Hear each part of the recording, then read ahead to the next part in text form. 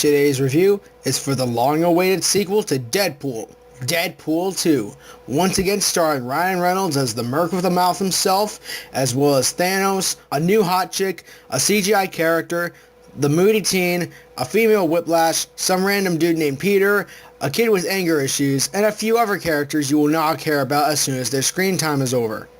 And was going to be directed by Tim Miller, who directed the first film, but he has left the franchise, and this one is now directed by David Leitch, who I remember most for John Wick and Atomic Blonde. And hearing a name like that on any project coming up will automatically have you know what it means. Awesome action sequences. Duh. Now I want to point out that I adore the first movie. It was the absolute best interpretation of Deadpool ever. It got nearly everything about him right. His looks, his wisecracking and pop culture referential humor, his powers, and the fact that he does have a mouth. And I definitely knew that there would be a sequel, not just because of the end credits scene. I totally knew that they would make another Deadpool. But even after some not very news had been getting out about its production and that I was worried in some ways, I was still holding on to hope that it could be good. Possibly better even. And of course everything after that then started to make me hold on to hope a little more, especially when its marketing dropped. I'd go as far as to say that its marketing was better than the first Deadpool, and I was hoping for the film itself to be as good. And was it? Well, no. It was not better than the first film. It was actually equal to the first film. Yeah, Deadpool 2 is about as funny and action-packed as the first Deadpool. I was not disappointed. Ryan Reynolds still rocks it as Wade Wilson. He is still that cocky fourth wall breaking anti-hero we all know and love from the first movie. I thought it was interesting seeing him actually give off some more genuine emotion in this movie. It actually helps deepen his character a lot.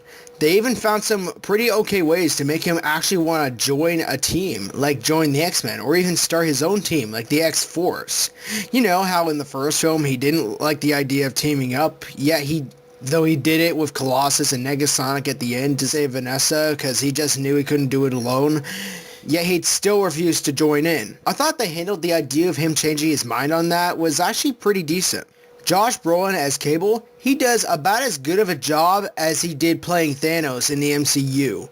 He had a good voice for him, and he even had a pretty cool Terminator-esque look to his character, which I thought made sense considering that they were clearly doing a take on Terminator 2 Judgment Day with this, where a cyborg goes back in time to kill a child before something involving him in the future happens. But yeah, I knew Josh Brolin would nail Cable. The only thing I was disappointed by was that he was not the right size as he was in the comics. But honestly, I didn't really mind it that much. And spoiler alerts, Deadpool makes a joke about that at one point in this movie.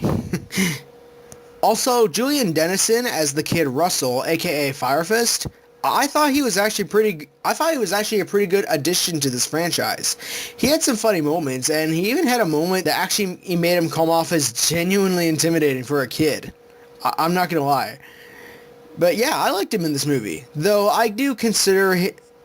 I were to admit anything, I thought he was a little better in Hunt for the Wilder People. That's probably my favorite performance by him. I still liked him a lot in this movie, but I just consider Hunt for the Wilder People to be his absolute best comedic performance.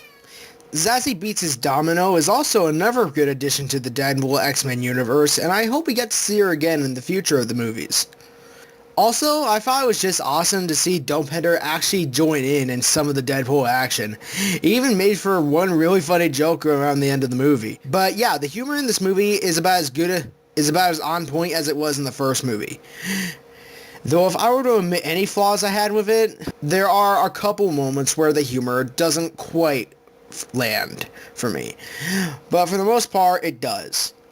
But there was one moment in the movie that had me, my mother, and pretty much every single person in the theater with us bursting into laughter. It was the best joke in the movie, and it will be timeless forever. Plus, I'm pretty sure it's gonna become a meme. Just wait. Also, what I loved about the first Deadpool movie was that we got to see Colossus be portrayed way more accurate to the comics than the last time they portrayed him in the X-Men movies. And they do that again with a different character in this movie. I'm not going to tell you who it is, But let me just say, the way they portrayed his character is far better than another time they've portrayed him in the X-Men movies. And the theme that they had for this character was the best piece of music in the entire score. It's not very long, but the soundtrack album is worth it just for this one little piece of music. All I can say, thank you, Tyler Bates. You nailed it. Absolutely freaking nailed it. So yeah, Deadpool 2 is not better than the first Deadpool, but equal. They both have a great sense of humor and a lot of characters I'm sure most people will definitely love. It had heart, humor, action, all on point. It is definitely a very worthy sequel. I'm sure fans and that Deadpool creator Rob Liefeld would surely love too. But if I were to talk about anything that this film did better than the first, it would be the end credits scene. Trust me. This scene will even make every end credits scene from the MCU movies look like complete nothing. I'm going to give Deadpool 2 a 10 out of 10. All I can say left is that last night totally felt like Christmas. Well guys, that was my review. I hope you enjoyed it, and be on the lookout for new videos coming soon. Later.